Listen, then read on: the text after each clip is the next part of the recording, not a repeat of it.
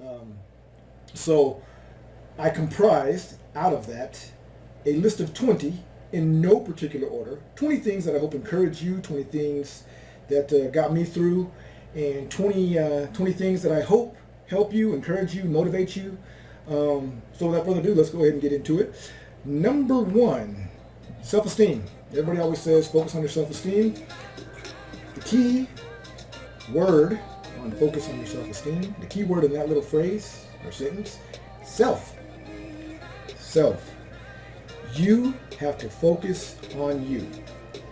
I know that sounds selfish, and some people can take it to that level, but if you are not in a good space, if you are no good in the way you feel and the way you move and the way you think, you're not going to be of any benefit to anyone else, including yourself.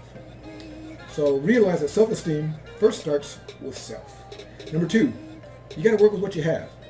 This kind of goes into the self-esteem piece.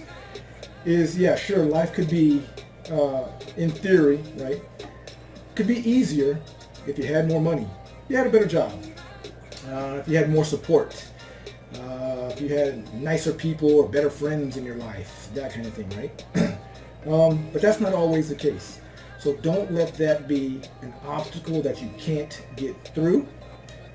Work with what you have. Do the best with what you have until you get to that next level. Number three, discipline and consistency.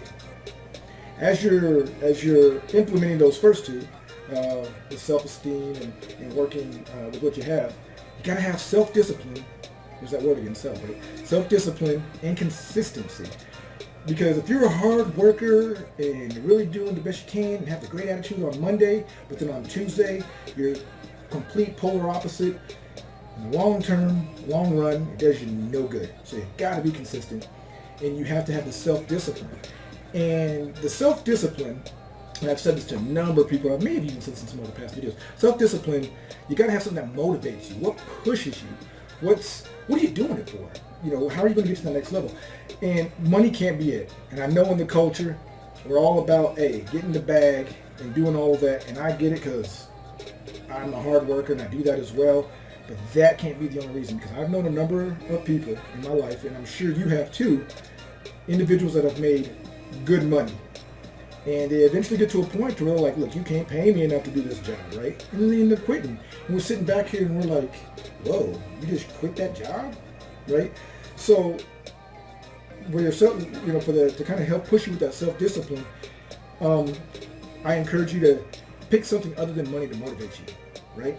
Do it for yourself, do it for your spouse, do it to make your mama proud, make your daddy proud, take care of your children, take care of your mama, that kind of thing, because when things really get rough, that is going to push you further and give you that little bit of, that you need to get to the next level, more so than money, right? In the beginning, money may be nice, but you know, after you're making good money for a long period of time, what's your work-life balance? What's the quality like, right? So discipline and consistency is number three. Kind of goes along with what I just said with number four. Number four is don't just aspire to make a living, aspire to live. Aspire to live, people. Took me a long time to figure that one out. Aspire to live. As we're always...